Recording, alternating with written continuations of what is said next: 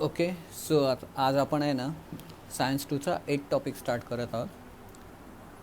जे सांगितलं one of the second last topic म्हणजे 8वा झाला की आपला तो तिसरा टॉपिक आहे तेवढाच उरतो. हे व्हिडिओ बघा. हां, ह्याच्यामध्ये थोडासा टेक्निकल पार्ट आहे. बऱ्यापैकी बोर्डाने काय काय कट केलेले आहे ते मी तुम्हाला सांगत आहे. सो आज आपण सेल बायोलॉजी आणि बायोटेक्नॉलॉजी हे बघूया. ह्याच्यामध्ये बऱ्यापैकी गोष्टी ज्या बेसिक आहेत त्या 9th स्टँडर्डला झालेल्या आहेत आणि ज्या नवीन आहेत त्या मी सांगतच आहे. ठीक आहे. सो सेल बायोलॉजी, बरोबर. सेल बायोलॉजी म्हणजे तुम्हाला सेलचं स्ट्रक्चर याविषयी इन्फॉर्मेशन पाहिजे. आणि बायोटेक्नॉलॉजी, बायोचा उपयोग टेक्नॉलॉजी म्हणून केला. आपण लास्ट टाईम बघितलं बायोटेक्नॉलॉजी म्हणजे काय, की लिव्हिंग प्रोसेसचा उपयोग ह्युमन्स आपल्या स्वतःच्या फायद्यासाठी करून घेतात, ती म्हणजे टेक्नॉलॉजी, बायोटेक्नॉलॉजी.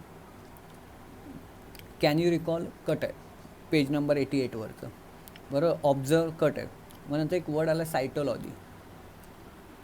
सायटोलॉजी म्हणजे काय, सायटो म्हणजे सेल, लॉजी म्हणजे शास्त्र, म्हणजे तुम्हाला पेशीशास्त्र, बरोबर. म्हणजे सेलचा स्टडी करण्याचे लॉजिक किंवा science, that is known as the सायटोलॉजी.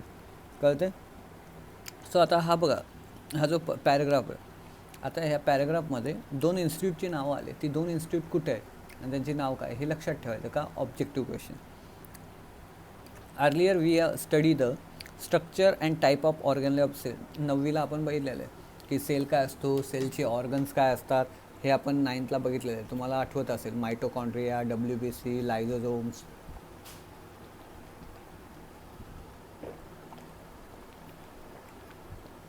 तर हा सगळा अभ्यास आपण 9thला केलेला आहे. सो सेलचे organ, this is called the cell biology और सायटोलॉजी. मग ह्या सगळ्या ऑर्गनचा अभ्यास किंवा सेलचा अभ्यास ह्याला सायटोलॉजी म्हणतात. कळलं. So what is cytology, we study the structure, type and organelle of the cell, study in a cytology. Beside the above mention point, it include study of cell division, many other aspect of the cell. हे वरच्या गोष्टी सोडून, म्हणजे त्याचं structure काय, type काय, त्याच्यामधले ऑर्गनलेस काय, हे सोडून त्याच्यामध्ये काय सेल डिव्हिजन, आता आपण बघितलेलं सेल डिव्हिजन, मायटोसिस, मिओसिस बघितलेलं ते, प्लस असे भरपूर गोष्टी आहेत की ते सायटोलॉजीमध्ये अभ्यास केला जातात. There is a revolutionary change in the field of human health due to the cell biology. Research institute specially dedicated for the research on the cell establish at Pune and Bangalore. म्हणजे काय, सेलचा अभ्यास करण्यासाठी, त्याच्यावर रिसर्च करण्यासाठी 2 संस्था स्थापन करण्यात आल्या. एक बँगलोरला आहे, एक पुण्याला आहे. तर तिथे बघा, national centre for cell science, बरोबर, हे पुण्याला आहे.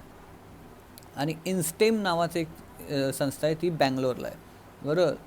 व्हॅल्युएबल रिसर्च म्हणजे सेलचा जो स्टडी करण्यासाठी किंवा रिसर्च करण्यासाठी ज्या 2 संस्था आहे त्यामधली एक पहिली संस्था आहे national centre for cell science, ही पुण्याला आहे. आणि इन्स्टेम नावाची जी संस्था आहे ती कुठे आहे, ती बँगलोरला आहे, बरोबर. हे ऑब्जेक्टिव्हसाठी 2 पैकी एक क्वेश्चन विचारला जातो. आता ह्याच्यामध्ये national institute for cell science का महत्त्वाचं आहे, कारण की ती पुण्यात म्हणजे महाराष्ट्रात आहे. कळलं. इन्स्टेम बँगलोर. इव्हन जर तुम्हाला ते कोरोना व्हायरसमध्ये एक पुणे हे नाव खूप चर्चेत होतं का, की भारतातली जी व्हायरोलॉजी इन्स्टिट्यूट आहे, नॅशनल इन्स्टिट्यूट फॉर व्हायरोलॉजी, म्हणजे व्हायरसची अभ्यास करणारी संस्था, ही सुद्धा पुण्यात आहे. पुण्यामध्ये अशा भरपूर सेंट्रल गव्हर्नमेंट संस्था आहेत. उदाहरणार्थ मिलिटरीचं मेन कॉलेज जे आहे ते पुण्याला आहे. मिलिटरीचं मेन इंजिनिअरिंग कॉलेज पुण्याला आहे, बरोबर. NDA, नॅशनल डिफेन्स अकॅडमी, पुण्याला आहे, बरोबर. काही खूप मोठ्या मोठ्या संस्था ज्या आहेत, सेंट्रल DRDOचं एक ऑफिस कुठे आहे, पुण्याला आहे. हे पुण्याला आहे. So national institute of virology पुण्याला आहे, national centre for cell science पुण्याला आहे. त्यातल्या त्यात IMD, इंडियन मेट्रोलॉजी म्हणजे भारतीय हवामानशास्त्राचं मेन ऑफिस कुठे आहे, पुण्याला आहे. सो ह्या काही गोष्टी पुण्याला आहेत, national centre for cell science. आणि एक बँगलोरला इन्स्टेम म्हणून. हे ऑब्जेक्टिव्ह क्वेश्चनसाठी. विजिट द बोथ वेबसाईट, वर त्या वेबसाईट दिल्या त्याच्यावर भेट द्या आणि त्याच्याविषयी जास्त माहिती जाणून घ्यायचा प्रयत्न करा, बरोबर. आता हे इथे कामाचं नाही, जेव्हा तुम्ही पुढे गेला तर ह्या इन्स्टिट्यूटची तुम्हाला माहिती भेटत असते. सो ह्या संस्था आणि त्यांचे लोकेशन लक्षात ठेवा. कळलं. आता त्याच्यानंतर बघा 88वर स्टेम सेल आला. आता स्टेम सेल्स म्हणजे काय, तिसऱ्या धड्याशिवाय तुम्हाला स्टेम सेल माहीत नाही पडणार, तरी मी सांगायचा प्रयत्न. It is a non specialise cell. Non specialise cell म्हणजे काय, आता तुम्हाला माहिती आहे की माती असते, माती कच्ची असते, पाणी ओतलेलं असतं. माती भिजवल्यानंतर ती पिठासारखी होते, पिठाचा गोळा माहिती आहे तसा. तुम्हाला माहिती आहे त्या मातीला कुठलाही आकार देता येतो, फुलदाणीचा, मटक्याचा, पंथीचा, कुठलाही देता येतो.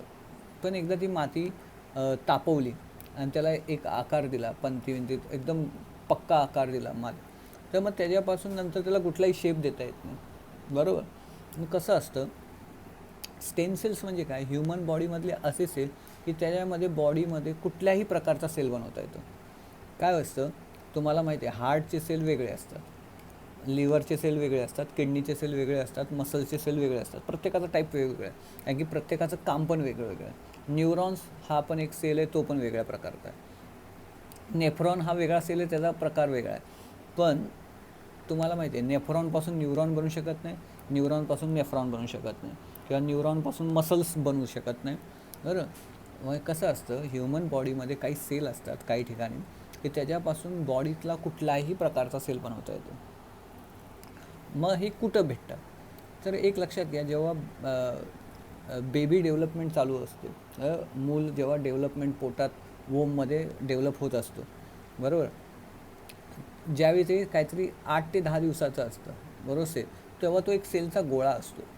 काय असतो, सेलचा गोळा, बरोबर. त्याच्यापासून नंतर मग हात, पाय, डोकं, तोंड सगळं डेव्हलप होतं. पण जेव्हा हा सेलचा गोळा असतो, त्याला ब्लास्टोसाइट्स म्हणतात, बरोबर, तेव्हा त्याचे जे सेल असतात त्या सेलपासून माणसाच्या ऑर्गनचे सगळे पार्ट बनतात. म्हणजे त्या सेलच्या गोळ्यापासून हृदय बनतं, लंग्स बनतात, किडन्या बनतात, त्यानंतर तुमचे हात पाय बनतात. आणि जेव्हा सेलचा गोळा असतो 10 दिवसाचा किंवा 14 दिवसाचा, तेव्हा हे जे सेल असतात त्याला स्टेम सेल्स म्हणतात. कळलं, नॉन स्पेशलाइज सेल, ह्याच्यामधून कुठलाही बॉडी पार्ट बनू शकतो, कळलं. सो हे आहेत स्टेम सेल जे ह्युमन बॉडीमध्ये तुम्हाला भेट. आणि असं आहे की जेव्हा तुम्ही मोठे होतात तर तुमच्या बॉडीमध्ये स्टेम सेल नसतात का, असतात, काही ठिकाणी असतात, बोन मॅरोमध्ये असतात, बरं. नंतर जेव्हा मूल जन्माला येतं तेव्हा बघा ॲम्बॅलिकल कॉर्ड ज्याला आपण नाळ म्हणतो, त्याच्यामध्ये स्टेम सेल असतात. म्हणजे इन फ्युचर म्हणजे जस्ट इमॅजिन की हे जे सेल आहेत ह्याच्यापासून तुमच्या बॉडीचा कुठलाही पार्ट बनवू शकतो का, कारण की ह्याला कुठलाही आकार देता येतो. समजा जर कोणाची स्टेम सेल प्रिझर्व केले म्हणजे साठवून ठेवली, आणि समजा उद्या त्याचा अपघात झाला आणि त्याचा कान गेला, तर ते स्टेम सेलपासून कुठलाही बॉडी पार्ट बनू शकतो. मग त्या सेलला असं स्टिम्युलेट केलं जातं किंवा असं काम केलं जातं की त्यामुळे तो कान तयार करणं, आणि ते कान तुम्ही जॉईंट करू शकता, ट्रान्सप्लांट करू शकता. आणि तुमच्याच सेलपासून बनल्यामुळे बॉडी त्याला रिजेक्ट करेल ह्याचा पण चान्स कमी आहे, कारण की बॉडी काय करते, दुसरे सेल असतील काय असेल तर त्याला रिजेक्ट करते, कळलं. उदाहरणार्थ तुम्हाला माहिती आहे ओ पॉझिटिव्ह, बी पॉझिटिव्ह ह्यांना तेच रक्तग्रुप का द्यावं लागतं, बॉडी रिजेक्ट करते अदर ब्लड ग्रुपला. सो हे आहेत तुमचे स्टेम सेल की ज्याच्यापासून तुम्ही कुठल्याही प्रकारची सेल बॉडी बनवू शकते, त्याला स्टेम सेल म्हणतात. म्हणजे जेव्हा बेबी डेव्हलपमेंटची सुरुवात असते, बरोबर, जेव्हा तो एक सेलचा गोळा असतो 10 दिवसाचा 6 दिवसाचा, तेव्हा ते जे सेल असतात ते स्टेम सेल्स असतात. मग त्या सेलपासून नवीन बॉडी पार्ट बनतात. बघा आता इकडे लक्ष द्या, 88 पेजवर stem cell. There are special type of cell present in the body of multicellular organism. Multicellular organism म्हणजे आपण, animal. This cell give rise to the all type of cell present in the body. इथे boy म्हणून आले माझे, ते printing mistake, of multicellular organism. म्हणजे काय, ह्या सेलपासून तुम्ही मल्टीसेल्युलर ऑर्गॅनिझममधले कुठल्याही पार्टचे सेल तयार करू शकतात, बरोबर. Similar this cell play important role in a wound healing. आणि तसंच ह्यांचं जखम भरण्यामध्ये खूप मोठा वाटा असतो. सिम्पल आहे, तुमची बॉडी दररोज वेअर अँड टेअर होत असते, बरोबर. हृदयावर ताण असतो, त्यानंतर तुमचे लंग्सवर ताण येत असतो, किडन्या असतात, तिथले काही सेल खराब होतात, हे स्टेम सेल ते सेल काय करतात, रिपेअर करतात आणि नवीन सेल तयार करतात, कळलं. We have study stem cell of the plant in a previous class. Now we shall study the stem cell animal particular human being. मागच्या वर्षी आपण स्टेम सेल्स कुठले बघितलेले, ॲनिमल्सचे. आता आपण काय बघूया, प्लांटचे बघितलेले, आता ॲनिमलचे बघूया. बघा, new organism form from the zygote that is form by the union of male and female gamete. बरोबर, नवीन ऑर्गॅनिझमची उत्पत्ती होते जेव्हा मेल अँड फिमेल, बरोबर. तर तुम्हाला माहिती आहे मेलमध्ये स्पर्म आणि फिमेलमध्ये ओवम ह्यांची काय होते, ह्यांचं कॉम्बिनेशन होऊन जे नवीन सेलचा गोळा तयार होतो त्याला झायगोट म्हणतात, बरोबर, झायगोट असतो. Form at the earlier stage of development, जेव्हा झायगोट तयार होतं आणि हे डेव्हलप होत असतं, तर the form the mass of the cell, बरोबर, ते मास किंवा सेलचा एक गोळा तयार करतात. बरोबर, आणि all this cell are mass almost alike, आणि हे सगळे सेल सेम असतात. This cell are called a stem cell, ह्यांना स्टेम सेल म्हटलं जातं. म्हणजे काय, जेव्हा मेल अँड फिमेल गॅमेटचं कॉम्बिनेशन होतं तर जायगोट तयार होतं. जायगोट हा सेलचा एक गोळा तयार करतो, आणि हे सगळे सेल दिसायला सेम असतात, आणि ह्याच सेलला काय म्हटलं झालं, स्टेम सेल म्हणण्यात आलेलं आहे. आता जर पेज नंबर 89वर गेला तर 89वर जो वरचा जो पॅरेग्राफ आहे, पूर्ण 2 पॅरेग्राफ आहेत वर, 89 पेजवर वरचे 2 ते दोन्ही कट आहेत. म्हणजे ड्युरिंग द फर्दर डेव्हलपमेंट पासून खाली help of this stem cell, एवढं सगळं कट आहे. कळलं? सो वरचे 2 पॅरेग्राफ कट आहे. त्यानंतर स्टेम सेल प्रिझर्वेशन, हा ब्ल्यू कलरचा बॉक्स लागतो, तर तो आहे, तो कट नाही केला. आपण बघूया तो काय. कळलं? बघा, for the purpose of preservation stem sample are carefully collected from the source like the cord blood, red bone marrow, embryo, that is blastocytes. बघा, मग स्टेम सेल कुठं कुठं आढळतात, तुम्हाला विचारतात की स्टेम सेल कुठं कुठं भेटतात. तर कॉर्ड ब्लड म्हणजे तुमचा जो मेन बोन मॅरो आहे किंवा तुमचा जो पाठीचा कणा आहे, बरोबर, त्याच्यामध्ये. नंतर रेड बोन मॅरो म्हणजे हाडांमधला रस. तुम्हाला त्या हाडांमध्ये रस असतात, जे नॉनव्हेज खातात त्यांना माहिती आहे. बरोबर. एम्ब्रियो म्हणजे आता आपण बघितलं की जायगोट डेव्हलपमेंटचा पुढची स्टेज म्हणजे एम्ब्रियो, त्यालाच ब्लास्टोसाइट्स म्हणतात, सिस्ट. ह्यांना काय केलं जातं, साठवलं जातं, तिथून स्टेम सेल घेतले जातात. Kept in a small sterile vials, those vials are kept in a liquid nitrogen. मग काय केलं जातं, छोट्या भांड्यांमध्ये, बरोबर, स्टराईल म्हणजे एकदम निर्जंतुकीकरण केलेलं, काही थोडं पण इन्फेक्शन चालत नाही. मग ह्यांना कुठं ठेवलं जातं, लिक्विड नायट्रोजन, ज्याचं टेम्परेचर -135 to -190 एवढं असतं. म्हणून ह्याला क्रायो प्रिझर्वेशन म्हटलं जातं.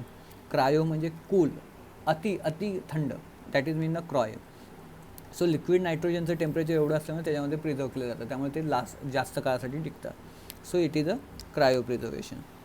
आता यूज युअर ब्रेन, एवढं कट आहे. स्टेम सेल रिसर्च, तिथून आपल्याला खाली सगळं आहे. बरोबर. आता स्टेम सेल रिसर्चपासून पेज नंबर 89 हा सगळा आपल्याला बघायचा आहे. कळतं आहे? आता बघा, स्टेम सेल रिसर्चमध्ये in biotechnology stem cell research is the revolutionary event after the cloning. बरोबर. आता हा सर्वात मोठा इव्हेंट आहे आफ्टर द क्लोनिंग. तुम्हाला माहिती आहे, जर तुम्हाला कुठल्याही ह्युमनचा एक सेल भेटला किंवा त्याचं काय म्हणतात DNA भेटला, तर तुम्ही पूर्ण माणूस तसाच्या तसा पूर्ण तयार करू शकता. कळलं? म्हणजे कोणाला जर माझं सिम्पल आहे DNA भेटलं, तर तो दुसरा लक्ष्मीकांत सर तसाचा जसा दिसायला स्वभावाने किंवा मेंटल ॲबिलिटीने तसा नसेल, बरोबर, ते सामाजिक गोष्ट आहे ही. तर तसा लक्ष्मीकांत सर तुम्हाला दुसरा भेटतो, that is known a clone, त्याला क्लोनिंग म्हटलं जातं. कळलं? सो क्लोनिंग नंतर ही सेल टेक्नॉलॉजी खूप डेव्हलप झाली. This technique has a potential of bringing about a fundamental change in medical science. आता ह्याने काय असे बदल केले की लोक एवढं ह्याचा वावा करतात, ते भरपूर आहे, ते आपल्याला कळेल, एक कळेल काय बदल झाले. Depending upon the source, stem cell are 2 type, embryonic stem cells and adult stem cell. बरोबर. त्यांच्या सोर्सनुसार त्यांचे 2 प्रकार पडतात, एक embryonic stem cell, adult cell. Embryonic stem cell म्हणजे आपण जो पहिला प्रकार बघितला की जेव्हा काय होतं, समजा आता तुम्हाला माहिती आहे की एखाद्याचा मुलगा आहे, समजा त्यांचा मुलगा आहे, त्याला समजा ब्लड कॅन्सर झाला. आता ब्लड कॅन्सर झाल्यामुळे त्याला बोन मॅरो द्यावा लागतो, म्हणजे त्याचं रक्त बदलावं लागतं, आणि रक्त हे बोन मॅरो तयार करतं, म्हणजे हाडातला रस तयार करतो. पण त्याला बोन मॅरो त्याचा खराब होतो आहे कॅन्सरमुळे, त्यामुळे नवीन रक्त बनण्यासाठी त्याचा बोन मॅरो बदलावा लागेल. तर असं आहे का की चला कोणाला पण पकडून आणा आणि त्याचा बोन मॅरो काढा आणि ह्याला देऊन टाका, असं होत नाही. जसं ब्लड ग्रुप मॅच करावा लागतो तसं बोन मॅरो मॅच करतात. मग आता करायचं काय, मग तो बोन मॅरो त्याच्या आई किंवा वडिलांचा मॅच होतो किंवा भावा बहिणींचा मॅच होतो. कळलं? सो काय होतं, एम्ब्रॉयनिक स्टेम सेल्स, मग काय केलं जातं की अशा काही गोष्टी आहेत की ते आई वडिलांच्याच मॅच होऊ शकतात. मग आपल्याला स्टेम सेल पाहिजे. आता समजा स्टेम सेल नाही आहेत आपल्याला, तर काय केलं जातं, एम्ब्रिओ डेव्हलप केला जातो. बरोबर. मेल फिमेल गॅमेटचं कॉम्बिनेशन करून आणलं जातं आणि एम्ब्रिओ तयार केला जातो, आणि ते एम्ब्रिओ तो तयार होतो, त्याचे सेल काढून मग ह्याचे डॅमेज झालेले बॉडी पार्ट हे सगळं बनवता येतं. मग काय केलं जातं की स्टेम सेल तुम्हाला 2 प्रकारे भेटतो, एक तर तुम्हाला माहिती आहे मोठे असतील अडल्ट तर आपण बघितलं आत्ता त्याचं कुठून कॉर्डमधून, ॲम्बॅलिकल कॉर्डमधून, त्यानंतर आपण बघितले वर ॲम्बॅलिकल कॉर्ड, त्यानंतर बोन मॅरो, ह्याच्यातून आपल्याला काय करता येतो, आडता येतो. आणि नंतर एम्ब्रॉयनिक स्टेम सेल म्हणजे काय की तो बेबी डेव्हलपमेंटची जी सुरुवातीची स्टेज आहे त्याच लेवलला तो जर सेलचा गोळा काढून घेतला तर ते जे सेल असतात ते स्टेम सेल मग तिथून घेता येतं किंवा ॲम्बॅलिकल कॉर्डमधून घेता येतं. बघा division of the zygote start and therefore it converted into embryo. म्हणजे बेबी डेव्हलपमेंटचे स्टेज आहेत. बेबी डेव्हलपमेंटची पहिली स्टेज काय की मेल फिमेल गॅमेटचं कॉम्बिनेशन झाल्यानंतर पहिला तयार होतो झायगोट. आणि झायगोटचं सेल डिव्हिजन होतं आणि सेल डिव्हिजन होऊन त्याचा एम्ब्रिओ तयार होतो. काय तयार होतो, एम्ब्रिओ. आपल्याला बघायचं आहे थर्ड टॉपिकमध्ये, पण एवढं लक्षात घ्या बेबी डेव्हलपमेंटची सुरुवातीची स्टेज आहे झायगोट आणि त्याच्यापासून सेल डिव्हिजन होऊन तयार होतो embryo. Cell of the embryo undergo repeated mitotic division. आता तुम्हाला मायटोसिस माहिती आहे, मिओसिस आणि मायटोसिस. तर हे सेल कुठली होतात, मायटोटिक डिव्हिजन होते. Cell differentiation start from the 14 day of conception. बरोबर, cell differentiation start from the 40 day म्हणजे काय होतं की 14 दिवसानंतर म्हणजे बेबी डेव्हलपमेंटची जी स्टेज आहे त्या स्टेजच्या 14 दिवसानंतर स्पेशलायझेशन स्टार्ट होतं. स्पेशलायझेशन म्हणजे डिफरन्शिएशन म्हणजे काय की तुम्हाला माहिती आहे हाताचे सेल वेगळे असणार, पायाचे सेल वेगळे असणार, मेंदूचा सेल वेगळा असणार, हृदयाचे सेल वेगळे असणार, किडनीचे सेल वेगळे असणार. मग ह्याला म्हणतात डिफरन्शिएशन म्हणजे स्पेशलाइज सेल तयार होणे, त्या प्रकाराचे वेगवेगळे सेल तयार होणे. आणि तुम्हाला माहिती आहे एकदा जर ब्रेनचा सेल तयार झाला तर त्या ब्रेनच्या सेलपासून आपण किडनीचा सेल तयार करू शकत नाही. म्हणजे काय तो झाला आता, म्हणजे आता तो पक्का झाला, त्याच्यापासून नंतर सेल तयार करू शकत नाही दुसऱ्या प्रकारचे. It is called a differentiation. बघा ओके, 14 डे ऑफ कन्सेप्शन. बरोबर, म्हणजे काय की ते मेल फिमेल गॅमेट कॉम्बाईन झाल्यानंतर 14 दिवसानंतर काय तयार होतं, डिफरन्सिएशन तयार होतं. मग त्याच्यापासून काय म्हणतं, cell of different organ like the osteocyte that is bone cell, hepatocytes that is liver cell, neurons are form due to the differentiation. म्हणजे काय हे वेगवेगळ्या प्रकारचे सेल तयार होतात.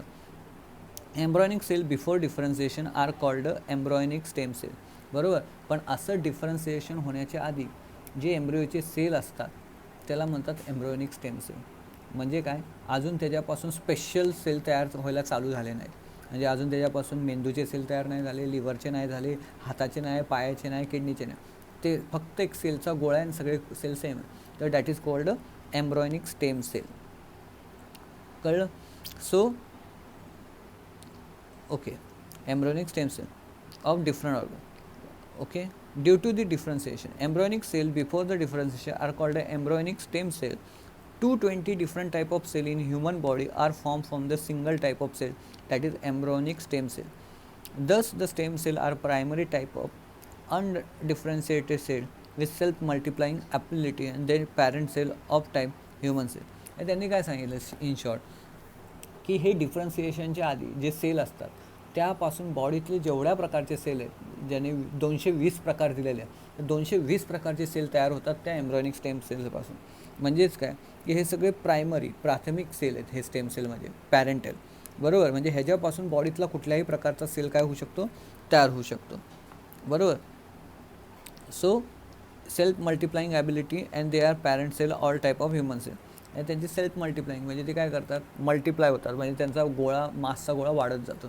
म्हणजे तुम्हाला माहिती आहे झायगोट फॉर्मेशन होतं तेव्हा फक्त ते 2 सेल कंबाईन होऊन एक सेल तयार झालेला असतो. एम्ब्रॉयनिक स्टेजला काय होतं की त्या एक सेलपासून डिव्हिजन होतं. एक सेलची 2 सेल, 2 सेलचे 4 सेल, 4 सेलचे 8 सेल, असा गोळा तयार होतो. हे सेल्फ मल्टिप्लाइंग ॲबिलिटी, हे स्वतःला जास्त मल्टिप्लाय करण्याची, गुणाकार करण्याची ॲबिलिटी असते. The property of stem cell is called pluripotency. याच प्रॉपर्टीला, बरोबर, प्ल्युरोपोटन्सी म्हणजे काय, एकापासून अनेक प्रकारचे सेल तयार होण्याच्या प्रॉपर्टीला प्ल्युरोपोटन्सी म्हटलं जातं.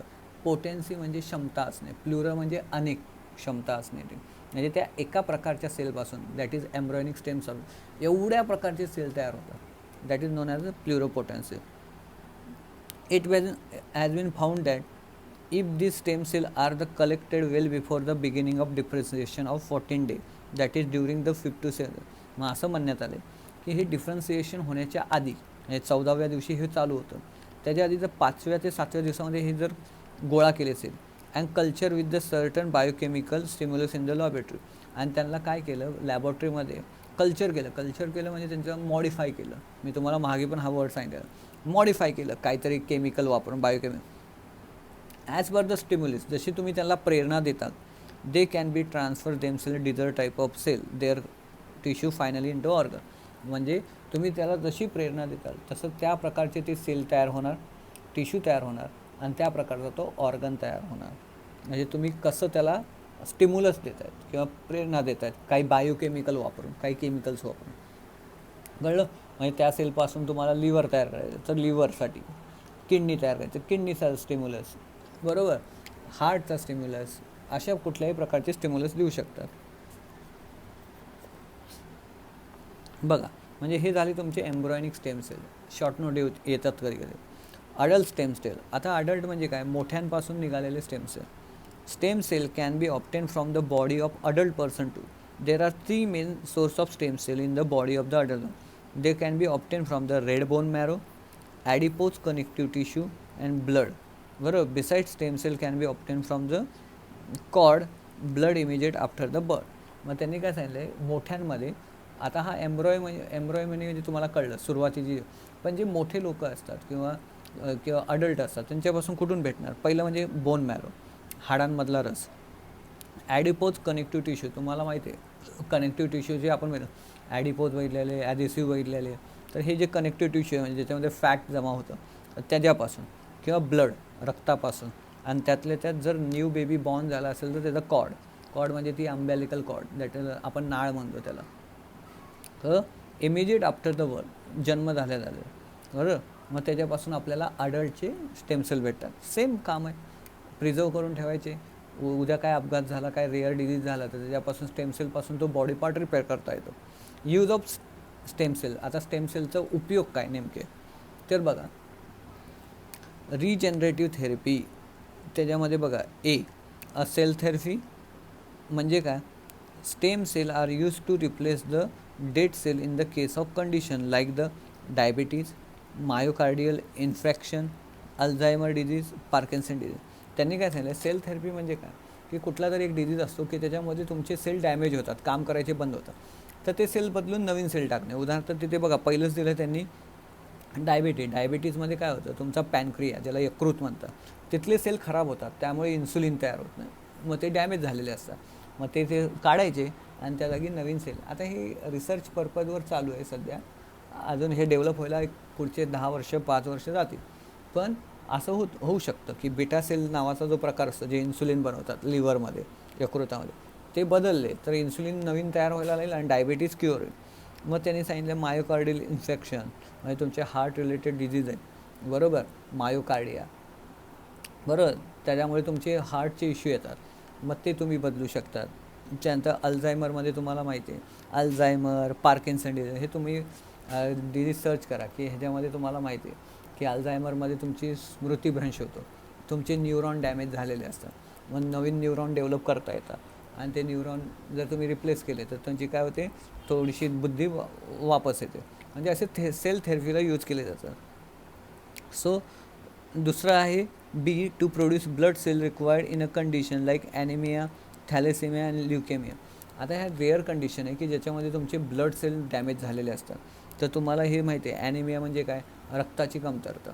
जर तुमच्या बॉडीमध्ये रक्त नाही, नवीन रक्त बनवायचं असेल तर बोन मॅरो रिप्लेस करतात, मग तुमचा बोन मॅरो त्याच प्रकारचा बनवण्यासाठी स्टेम सेलचा उपयोग केला जातो, बरोबर. थॅलेसेमिया तुम्हाला माहिती आहे, जेनेटिक रोग आहे, आपण 9वीला बघितलेले बघा, थॅलेसेमिया. नंतर तुम्ही I think so sickle cell anaemia, thalassaemia, तो हात दाखवला आहे फुगल्या बिगल्यासारखा, बरोबर, ह्या सगळ्या गोष्टी बघितलेल्या आहे. नंतर leukaemia, in short blood cancer, बरोबर. मग ह्यांच्या ट्रीटमेंटसाठी वापरला जातं. Organ transplantation. आता ऑर्गन ट्रान्सप्लांटेशन म्हणजे काय, तुमचं ऑर्गन, समजा एखाद्याची किडनी फेल झाली आणि त्याला किडनी म्हणजे डॅमेज झाली आणि ती किडनी आता त्याला बसवायची, 2 किडन्या पाहिजे, तर काय केलं जातं, त्याचे स्टेम सेल्स घेतले जातात जर असतील तर, आणि त्या स्टेम सेलपासून किडनी डेव्हलप केली जाते. आता तुमच्याच स्टेम सेलपासून ही डेव्हलप झाल्यामुळे बॉडीने रिजेक्ट करायचा प्रश्नच नाही. कारण की कसं असतं, फॉरेन ऑर्गन कधी कधी बॉडी रिजेक्ट करते. म्हणजे बघा, कधी कधी हृदय खराब झालं किंवा किडनी खराब झाली तर काय, दुसरी किडनी भेटली बस झालं. पण काय असतं, बॉडी कधी कधी एक्सेप्ट करतं, नाही करत. पण जर तुमच्याच सेलपासून बनलेला आहे, स्टेम सेल्सपासून, बरं, तुमच्याच बोन मॅरो ब्लडमधलं सेल किंवा तुमचे एम्ब्रियोनिक सेल जर असतील, बरोबर, डेव्हलप केलेले, त्याच्यापासून जर तयार झाले असेल तर बॉडी काय करत, रिजेक्ट करत नाही, कारण की तुमच्याच बॉडीपासून बनलेलं आहे. सो जेव्हा पण काय होतात, बॉडी ऑर्गन ट्रान्सप्लांट करायची वेळ येते तेव्हा ह्याचा उपयोग होतो. कळलं? सो इथे एक डायग्राम दिले, ती डायग्राम विचारली जाते की बघा, मध्ये स्टेम सेल दिलं आहे, त्या स्टेम सेलपासून न्यूरॉन तयार झाला, न्यूरॉनपासून ब्रेन तयार करता येतो. मग ॲडिपोज टिश्यू तुमचं इंटेस्टाईन तयार करायचं, मग लिव्हर तयार करू शकतो, मग त्याच्यापासून हार्ट तयार करता येतं, त्याच्यापासून बोन तयार करता येतं. हे stem cell can be converted into this type of cell. कळलं? आणि खाली बघा, स्टेम सेल दिले, stem cell can be replicate themselves. बरं, स्टेम सेलची एक प्रॉपर्टी काय की ते रेप्लिकेट डेमसेल, ते स्वतःचा गुणाकार करतात. म्हणजे 1चे 2, 2चे 4, 4चे 8, 8चे 16. आणि खाली बघा दुसरं, त्या स्टेम सेलपासून कुठल्याही प्रकारचा सेल बनवता येतो. हार्टचा बनवता येतो, ब्रेनचा बनवता येतो, लिव्हरचा येतो, सगळे देतात, इंटेस्टाईन, ब्रेन सगळे येतं. सो ह्या 2 प्रॉपर्टी की ते स्वतः मल्टिप्लाय होतात, that is self replicate, and they can be converted to any kind of. ह्या 2 प्रॉपर्टी सांगितल्या स्टेम सेलच्या इथे. 8.3 नावाची जी डायग्राम आहे पेज नंबर 90वर, त्या प्रॉपर्टी सांगितल्या त्या 2. बरोबर, कळतं? 8.3 डायग्राम. आता बघा, ऑर्गन ट्रान्सप्लांटेशन. ऑर्गन ट्रान्सप्लांटेशन म्हणजे तुम्हाला माहिती आहे, अवयव बदलणे. कळलं? सो आता ऑर्गन ट्रान्सप्लांटेशन काय आहे ते बघू. Various organ in the human body either become less efficient or completely functionless due to the various reason, like the ageing, accident, infection, disorder, etcetera. काय होतं, तुमच्या बॉडीमधले भरपूर पार्ट निकामी होतात. आता त्याचं कारण भरपूर आहे. त्यांनी सांगितलं की वाढत्या वयानुसार एखाद्या ॲक्सिडेंटमध्ये पार्ट डॅमेज झाला, इन्फेक्शन झालं, काही झालं, life of such person become difficult. Even fatality may occur under such condition. However, if the person get the necessary organ under the such condition, is the life can be save. मग त्यांनी काय सांगितलं, मग अशा अवस्थेमध्ये तुमचं जीवन जगणं जरा अशक्यप्राय होतं. मग जर अशा लोकांचे जर हे पार्ट बदलून दिले तर त्यांचं जीवन सुखर होऊ शकतं. त्यांनी काय सांगितलं, availability of donor is an important require for in a organ transplantation. Each person has pair of kidney as the process of excretion can be occur with the help of single kidney. Person can be donate another one. Similarly, skin from the certain part of body can be donated. त्यांनी काय सांगितले की काही body part आहेत की ते donate करता येतात. बरोबर, तुम्हाला माहिती आहे, डोळे डोनेट करता येतात, लिव्हर डोनेट करता येतो, किडनी डोनेट करता येतात, हार्ट डोनेट करता येतो. कळलं? इवन तर त्यांनी सांगितलं की इन केस ऑफ स्किन पण डोनेट करता येते. कारण की तुम्हाला माहिती आहे, ॲसिड अटॅकमध्ये काही जखमी झालेल्या महिला असतात किंवा असंच काहीतरी जळलेलं असतं, तर काय होतं, काहींच्या स्किन ॲक्सेप्ट करतात बॉडी, तर अशावेळी स्किन पाहिजे असते तर ते स्किन पण डोनेट केलेली चालते. कळलं? सो त्यांनी सांगितलं की हे बॉडी पार्ट्स आपण काय करू शकतो, डोनेट करू शकतो. आणि माणसाला 2 किडन्या असतात, जीवनकाळ त्याला 1 किडनी मोर दॅन सफिशियंट असते त्याला जगण्यासाठी. बरोबर, फक्त एवढंच की त्याला अतिश्रमाची कामं, म्हणजे अतिश्रम म्हणजे एक्स्ट्रीम फुटबॉल किंवा एकदम रनिंग बिनिंग एकदम करता येणार नाही. बरोबर, त्यामुळे पण तो पूर्ण आयुष्य नॉर्मल जगू शकतो एका किडनीवर. कळलं? सो त्यांनी काय सांगितलं, किडनी डोनेट करता येते, लिव्हर डोनेट करता येतात, पण हे कधी शक्य आहे, जेव्हा समोरचा डोनेट करेल तेव्हा. बरं, आणि तुम्हाला माहिती आहे, भारतामध्ये 140 करोड जनता आहे, पण शक्यतो कोणीही ऑर्गन डोनेट करत नाही. आपल्याकडं ऑर्गनचा तुटवडा आहे. म्हणजे सिम्पल आहे, प्रत्येक मरणाऱ्या माणसाने जर 1 डोळा तरी डोनेट केला तर भारतामध्ये कोण आंधळं उरणार नाही. कळलं? पण नाही ना, मेंटॅलिटी नसल्यामुळे कोणीही ऑर्गन डोनेट करायच्या भानगडीत पडत नाही. बरं, पण हे झालं पाहिजे. म्हणून जेवढे पण डॉक्टर जे मोठ्या मोठ्या हॉस्पिटलला कामाला आहे ते स्वतःची बॉडी डोनेट करून जातात. बरोबर, त्या बॉडीवर ते लोक डॉक्टर अभ्यास करतात किंवा त्यांचे डोळे त्यांनी जर डोनेट केले असतं ते काढून घेतले जातात, ते दुसऱ्याला दिले जातात. सो त्यामुळे बॉडी पार्टचं डोनेशन आवश्यक आहे. Various factor like blood group, disease, disorder, age, etcetera. त्यानंतर donor and recipient need to be paid attention during the transplantation. मग भरपूर गोष्टी असतात की जेव्हा तुम्ही ऑर्गन ट्रान्सप्लांट करतात, बदलता, तर ह्या सगळ्या गोष्टी मॅटर करतात. म्हणजे वय काय, त्यानंतर त्याचं ब्लड ग्रुप काय, त्याला कुठला रोग होता का नाही, डिजीज, डिसऑर्डर, हे सगळ्या गोष्टी ध्यानात घ्याव्या लागतात. हाऊएव्हर, Other organ cannot be donated during the life time. Organ like the liver, heart, eye can be donated after death only. तुम्हाला माहिती आहे की लिव्हर एकच असतं, त्यामुळे ते जिवंत असताना डोनेट करता येत नाही. हार्ट पण एक असतं, ते डोळे. आय, आता कोण आपला एक डोळा देऊन एक डोळ्याने आंधळा बनणार आहे, हे मृत्यूनंतर डोनेट करता येतं. This lead to emergence of concept of like posthumous after death donation of body organ. मग पोस्टमस म्हणजे आफ्टर डेथ, मृत्यूनंतर. बरं, हा कॉन्सेप्ट डेव्हलप झाला. तुम्हाला माहिती आहे ऐश्वर्या राय मिस युनिवर्स होती, मिस वर्ल्ड होती. तर तिला लास्टला प्रश्न हाच विचारला गेला की जेव्हा तू मरशील तर तू या जगाला काय देऊन जाईल. तर तिने लगेच बोलले की मी जेव्हा मरेन मी या डोळ्याला, या जगाला माझे डोळे देऊन जाईल, म्हणजे कोणतरी दुसरा या सुंदर डोळ्यांनी हे जग पाहू शकेल. तर हे काय, आय डोनेट करून टाकेल. म्हणजे ऐश्वर्या रायने रिअलमध्ये आई डोनेट केलेले. कळलं? सो आपल्या इथे हा कॉन्सेप्ट जरा कमी आहे. इवन दो आपण आपल्या तुम्ही रिलेटिव्हमध्ये ह्याच्यामध्ये बघा ना, किती जणांनी आपले बॉडी पार्ट डोनेट केलेत, कोणीच नाही. कळलं? सो देअर फोर हा जो कॉन्सेप्ट आहे तो आता भारतामध्ये वाढला पाहिजे. कसला? ॲटलिस्ट सिम्पल किडनी, लिव्हर ह्यासारख्या गोष्टीमुळे किती जरी लोक मरतात. ठीक आहे, बघा तोच मुद्दा ह्याने खाली घेतलेला आहे पेज नंबर 90वर. That is organ and body donation.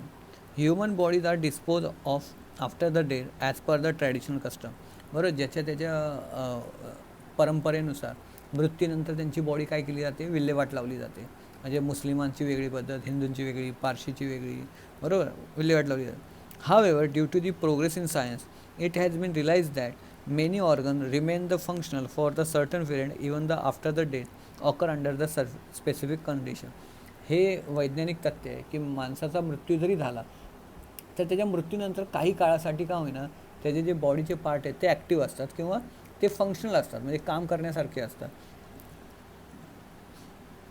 Concept like the organ donation and body donation have emerged recently after realization that the such organ can be used to save the life of other needful person. A liberal view behind the concept of organ and body donation is that after death our body should be useful for other needful person to that their miserable life will be become comfortable.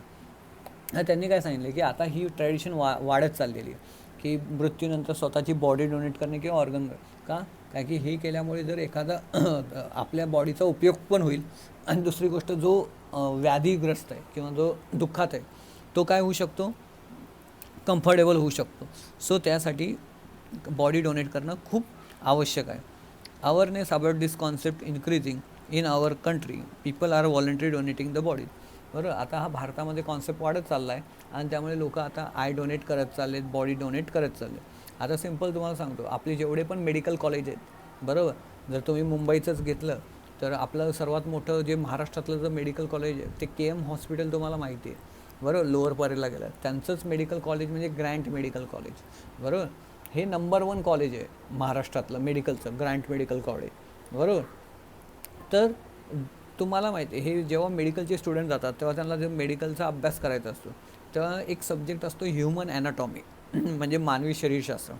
औषधं गोळ्या देण्यापूर्वी किंवा काही treatment त्यांना बॉडीचं सगळं structure माहीत पाहिजे. त्यासाठी काय लागतात, डेड बॉडी लागतात.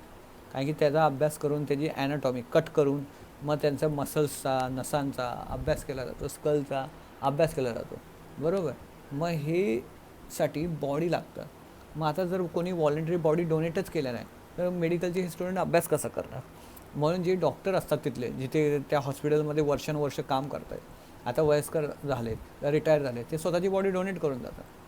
आणि नंतर मग काय केलं जातं की काही लावारिस बॉडीज असतात पोलीस स्टेशनला किंवा हॉस्पिटल. लावारिस म्हणजे क्लेम करणारं कोण नाही, भरपूर वर्ष झालं त्या पडून आहेत. मग अशा बॉडी एकतर जाळल्या जातात खराब झाल्या असतील आणि जर चांगल्या असतील तर त्या डोनेट केल्या जातात अशा. त्यामुळे काय होतं, मेडिकल स्टडी होऊ शकतो. So, life of many people can be rendered comfortable by donation of organ like liver, kidney, heart valve, skin. Similarly, body can be made available for the research, medical studies. Many government and social organizations are working toward increasing awareness about the body donation. मग तुम्हाला ते सांगितलं की भरपूर organisation काम करत आहे की बॉडी डोनेशन केलं पाहिजे. त्याशिवाय अभ्यासच होऊ शकत नाही. तुम्ही मुन्ना भाई MBBS बघितला असेल मूवी, की त्याच्यामध्ये तुम्हाला दाखवलं असेल की त्या ह्याच्यामध्ये असं दाखवलं की त्याला बॉडी पाहिजे असतेच अभ्यासाला आणि त्याला दिसत नसतं, मग तो सर्किटला बोलतो माझ्यासाठी बॉडी घेऊन ये, मग तो एका फॉरेनरला गोणीमध्ये टाकून आणतो. ॲक्च्युली एक लक्षात घ्या, ह्यांच्या ज्या एक्झाम असतात तर ह्यांच्यासाठी एक बॉडी सफिशियंट नसते सगळ्यांसाठी, ऑलरेडी शॉर्टेज आहे. म्हणजे एका बॉडीवर 50-50 स्टुडंट जर ऑब्झर्व करून काम करत असेल तर अभ्यास करता येणार नाही. त्यासाठी डेड बॉडी जास्त लागतात, बरोबर. त्याला एक वर्ड आहे, ते डेड बॉडी पण म्हणत नाही त्याला, काहीतरी एक वर्ड आहे, मी सांगेल तुम्हाला, माझ्या रिमेंबर आलं लक्षात. त्याला काहीतरी म्हणतात त्या डेड बॉडीला जी डोनेट केलेली असते. तर आता काही ऑर्गनायझेशन किंवा मेडिकलवाले हे काय करत आहे, अवेअरनेस करत आहेत की बाबा लोकांनी तुम्ही ॲटलिस्ट बॉडी डोनेट करा, डोळे डोनेट करा, किडनी डोनेट करा, लिव्हर डोनेट करा, हार्ट डोनेट करा. किती जणांचे तरी प्राण ह्याच्यामुळे वाचू शकतात. म्हणजे आपल्या मृत्यूनंतर पण कोणाला तरी ते दिलं तर काय म्हणतात, त्याची जीवन तर सुकर होऊ शकतं. सो अशा प्रकारे बॉडी डोनेशन हा कॉन्सेप्ट त्यांनी घेतलेला आहे. So internet my friend on page 90 हे नाही आहे. नंतर तुम्ही तिकडच्या पेजवर गेला तर ऑलवेज रिमेंबर कट केलेलं आहे. नंतर रिकॉल लिटल 91 पेजवर ते पण कट केलेलं आहे. म्हणजे बायोटेक्नॉलॉजी 91 पेजवर, तिथून पुढे चालू करायचं आहे. आता हे आपण नेक्स्ट लेक्चरला स्टार्ट. सो पहिल्या लेक्चरमध्ये वाचा, काय डाऊट असेल तर कमेंटमध्ये सांगा, आणि नेक्स्ट लेक्चरला आपण पुढचे 2 ते 3 पेज शिकून घेऊ. कळलं. आणि मी तुम्हाला सांगितलं 3 लेक्चर मोर दॅन सफिशियंट आहेत ह्याला धड्याला, पण एवढंच की जरा कॉन्सेप्ट आहेत, इंटरेस्टिंग धडा आहे. ठीक आहे, चलो बाय.